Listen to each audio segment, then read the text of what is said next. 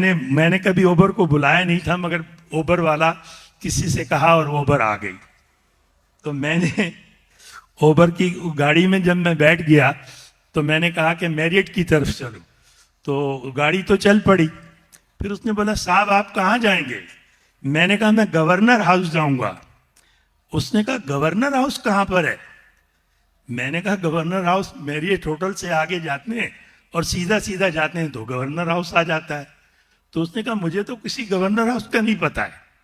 और मैंने कहा, उसने पूछा आप कितने साल से कराची में? मुझसे पूछा।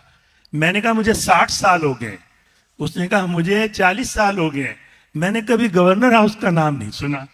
तो मैं बड़ा हैरान कि या मुझे कोई गलत फहमी है या इसे कोई गलत फहमी है।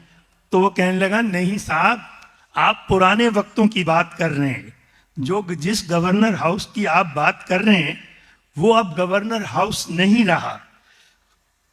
मेरे तो जहन में समझ में नहीं आया कि ये क्या कह रहा है। तो गवर्नर वो जो ड्राइवर ने कहा कि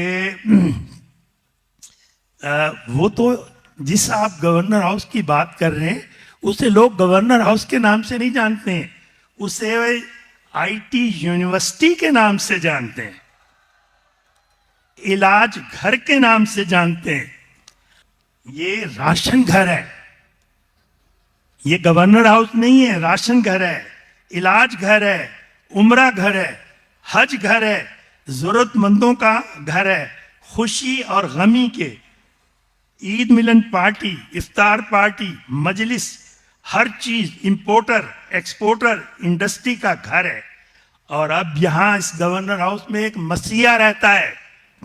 गवर्नर साहब का मैं शुक्रगुजार हूं कि उन्होंने मुझ जैसे नाचीज को, हालांकि ये मेरा छोटा भाई भी है, मेरे दोस्त का बेटा भी है, मगर जब कोई गवर्नर होता है तो वो गवर्नर होता है।